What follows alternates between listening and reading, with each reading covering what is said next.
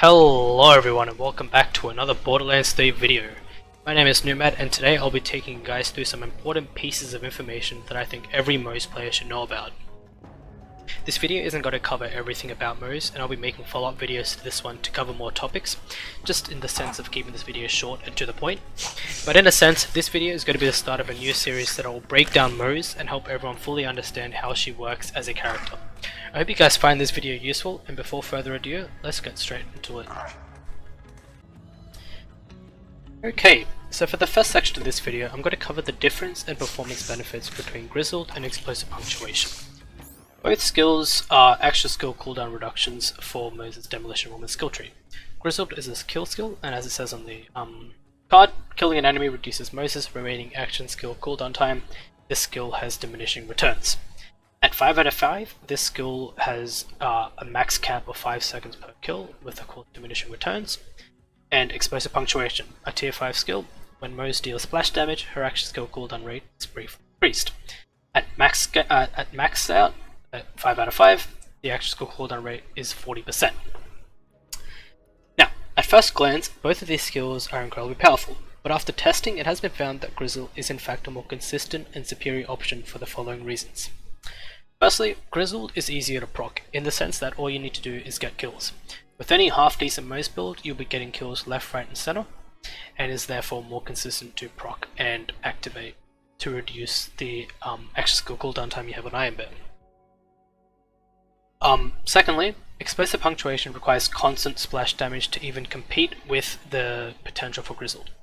Now, Moze does do a lot of splash damage, but if you are leaning on short fuse and using a kinetic weapon like the EMP5 or any other gun that doesn't have base splash damage, short fuse only gives you a 75% chance. I mean, a 20% chance to do 75% explosive damage, essentially. That means that only 1 in every 5 shots theoretically is doing splash, and that's not every shot. If you aren't doing splash with every single shot you make, Explosive Punctuation loses out to Grizzled every time. Third reason is that Explosive Punctuation is a tier 5 skill, as opposed to Grizzled, which is a tier 1 skill. Why is that important? Well, Demolition Woman has a lot of really useful skills to pick up. For example, Hold the Holy Pin is a 3-pointer skill, Vampire is a 5-pointer skill, To the Last, Short Fuse, Stainless Steel Bear has also been found to buff Short Fuse, so in almost every splash heavy Moze build, you're almost always sinking 5 points straight into here. Torque Cross Promotion now both boosts splash damage, previously did not, so it was a bit of a case of maybe picking up Explosive Punctuation, but since that buff, Moze should always be picking up any skills that directly buff a splash damage. Torque Cross Promotion is one of their skills now. Just always will put 5 points into that.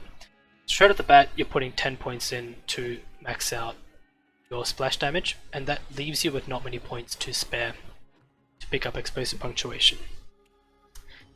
And finally, Explosive Punctuation is capped. Like I said, the action skill cooldown rate caps out at 40%. It doesn't get any higher than that. Grizzled does cap out at 5 seconds, but you have to keep in mind the amount of kills you can get is basically infinite depending on how many enemies there are, and there is diminishing returns, but as long as you keep killing, your action cooldown is going to keep decreasing.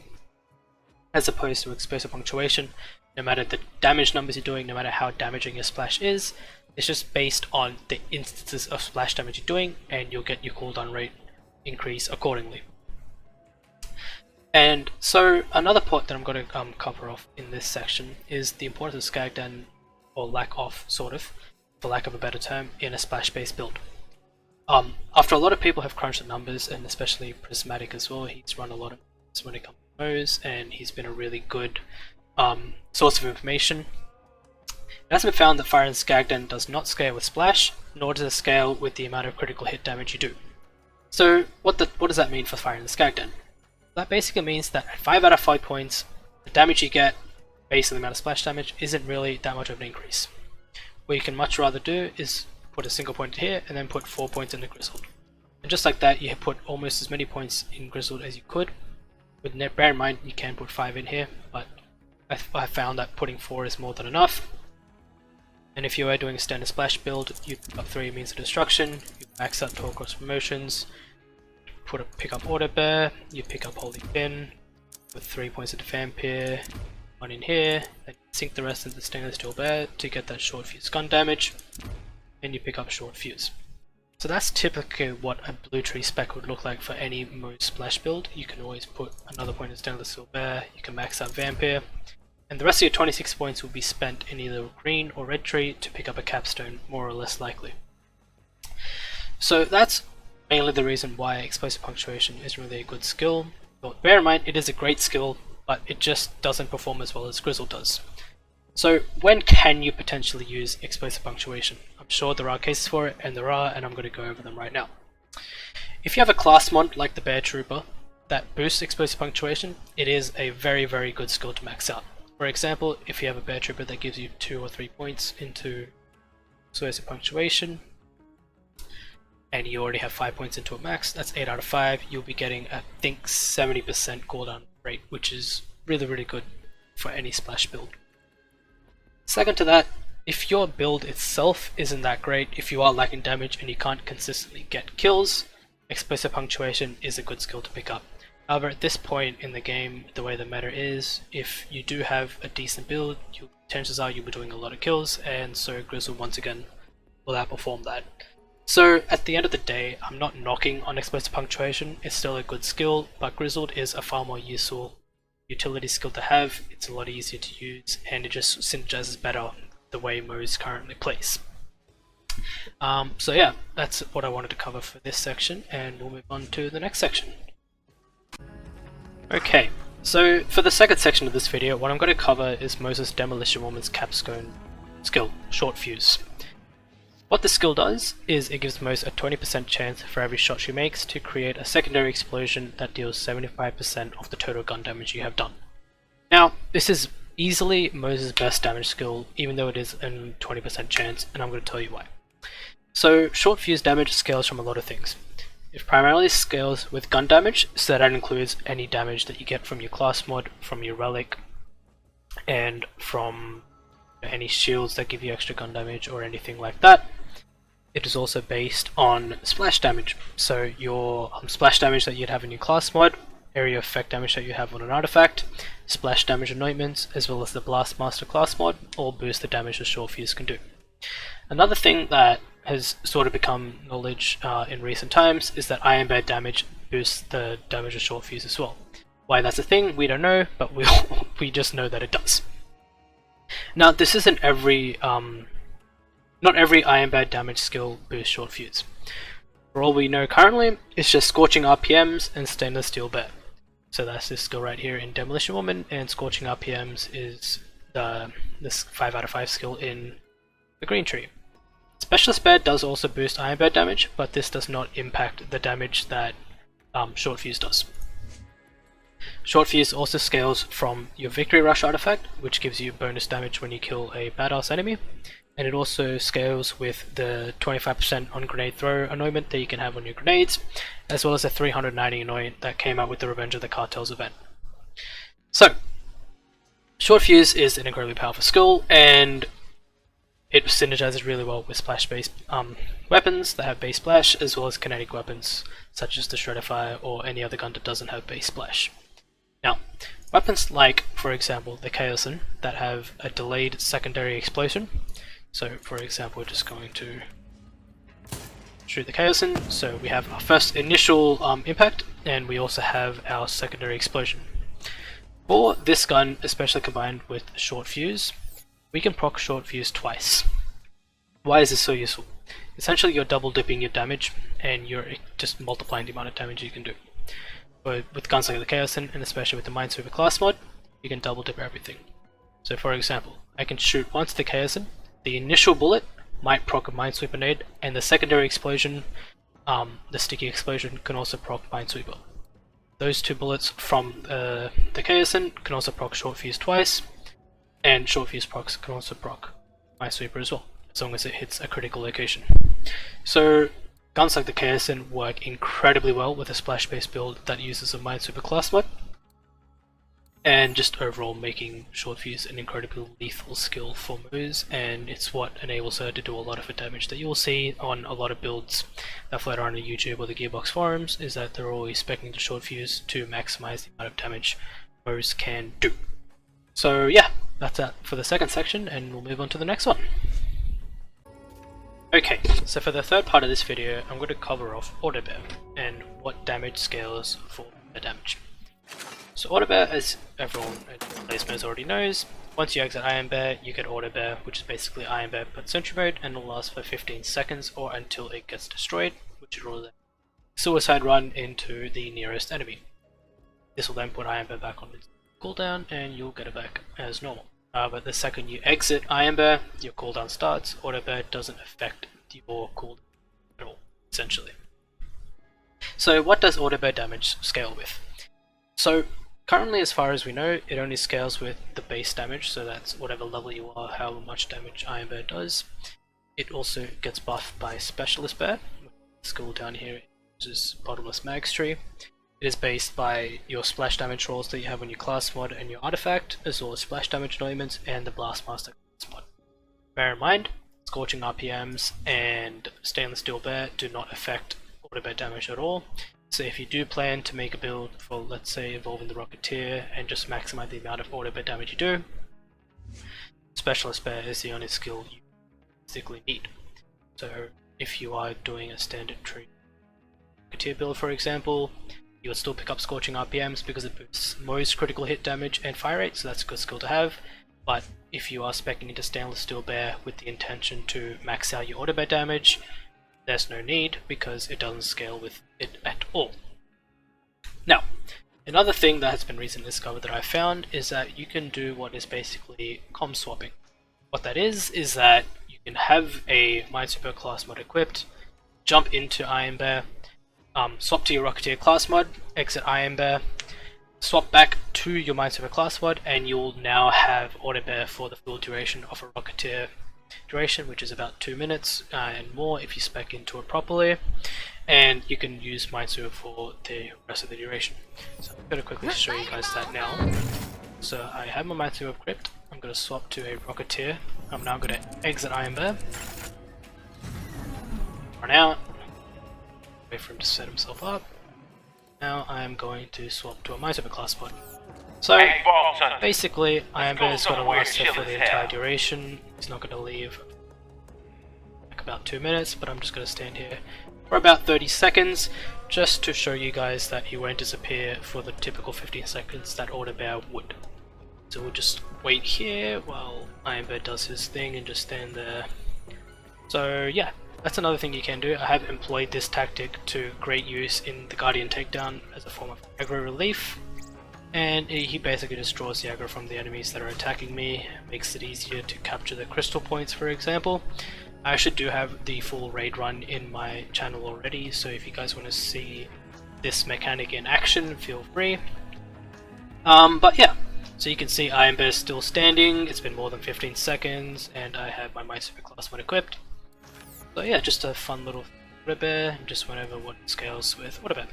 So yeah, that's about it for this section, and I'll see you guys in the next section. Okay, so for the next section of this video, I'm going to cover off why splash damage is so important for Moze in particular, and how to properly min-max the amount of damage you do for your builds to make sure they're as high performance as possible. So before we go any further, I think it's important to mention the way gun damage and splash damage is calculated to skill trees. So if we see on Moze's Shield of Retribution skill tree, she has an insane amount of gun damage skills, whether that be through Armored Infantry, Drowning in Brass, Desperate Measures, Phalanx Doctrine, and Tenacious Defense. All those skills are really good, but they're all gun damage and so therefore are additive. So basically they're all lumped together in the one calculation. I will link the formulas in the description below for you guys to read over should you be interested. But yeah, so gun damage is basically all summed up together in its own group and is sectioned off as that, as opposed to splash damage, which is in its own calculation and is therefore multiplicative. So what that means is that if you can have higher splash damage within your build, you're doing multiplicative damage and increasing the amount of total gun damage you can do, as opposed to just stacking on gun damage within your trees and your artifacts and what have you to maximize your skill tree. If you were to run the numbers, stacking on an insane amount of gun damage isn't always as effective as just putting in different relics and splash anoints and those sorts of things to increase your gun damage. So for example, what I'm going to show you guys now is what a lot of builds I have seen do and why they're not as good. So what I have seen a lot of builds do is you see consecutive hits anoint combined with a Pearl of Ineffable Knowledge. Now, on first glance, it is a lot of gun damage. Yes, you're right, you're not wrong for thinking so. But at the end of the day, with the way damage is calculated within Borderlands 3, you always want different forms of multiplicative damage instead of just stacking on gun damage. So, like I mentioned before, I'm going to link the math formula sheet that's made by Prismatic in the description below for you guys to read over. But instead of a Pearl of Ineffable Knowledge combined with a consecutive hits anoint, what I would suggest, for example, is to use a Victory Rush relic. Now, why would I suggest that? It's because the Victory Rush gun damage is calculated in its own multiplicative section. So basically your damage from your consecutive hits is essentially multiplied by the damage you get from Victory Rush. So why is this important? Once again, you're not just stacking on gun damage, you're putting in as many different multiplicative damage options within your build, and so that's how you can reach those really high damage numbers and do those harder content without much effort. So yeah, that's basically the gist of it. If you guys have any questions, just ask me in the comments section and I'll be sure to answer them. But yeah, that's the general description of why gun damage isn't really that great on Moze and why splash damage is more superior. So yeah, I'll see you guys in the next section of the video. Okay, so for this part of the video, I'm going to cover the interaction between COV weapons and Iron Bank as well as Match Set. Both of these skills in Bottomless Mags Moze magazine size increases. Match Set decreases the heat per shot for every piece of equipped gear that you have that's matching, and Iron Bank just gives you a flat magazine size increase. Now, for a standard Bottomless Mags build, you would spec into both Iron Bank and Match Set just so you can have as many bullets in your magazine as possible. However, if you are playing around with COV weapons and plan to do, for example, a full COV weapon loadout like I did for this testing, I have found, and it has been knowledge for quite some time as well, that Iron Bank in fact increases the heat per shot for your COV weapons. So what does that mean? It means that you can't fire as many bullets with a COV gun as you would if you didn't spec into Iron Bank. So bottom line is, if you are planning to make a COV build, do not touch Iron Bank at all. Now, just so you guys can sort of contextualize this, I'm going to rattle off some numbers for you guys. So during my testing with these 4 COV weapons equipped in my single loadout, with no Match Set, no Iron Bank, I managed to fire 80 bullets with my Eruption. It's this gun right here. With 5 Match Set, I managed to fire 111 bullets. With 5 Match Set and 5 Iron Bank, I managed to fire 82. And with 5 points at Iron Bank, I only managed to fire 59, which is in fact 11 less bullets that I fired with the Eruption when I had 5 Iron Bank, as opposed to having no skills in Green Tree at all. So why is this? We don't exactly know.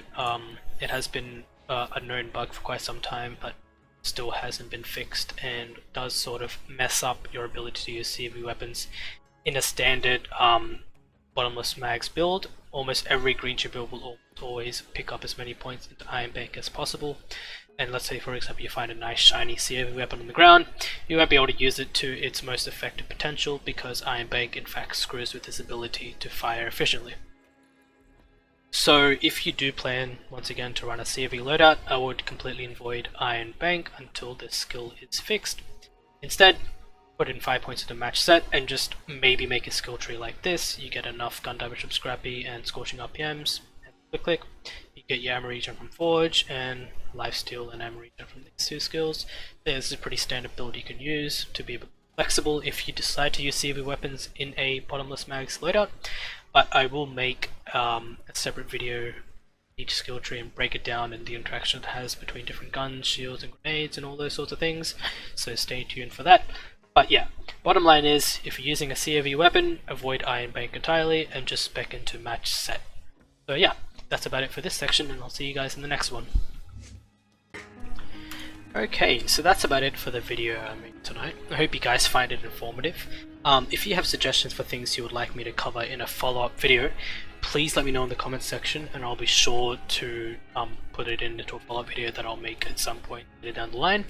But aside from that, thank you guys so much for watching. I really appreciate all the support you guys have given me over the previous videos I've made. It really means a lot to me, and I'm going to try my best to try and put out as much useful content as possible. But yeah, I hope you guys find this guide useful, and I'll see you guys in the next video. See ya!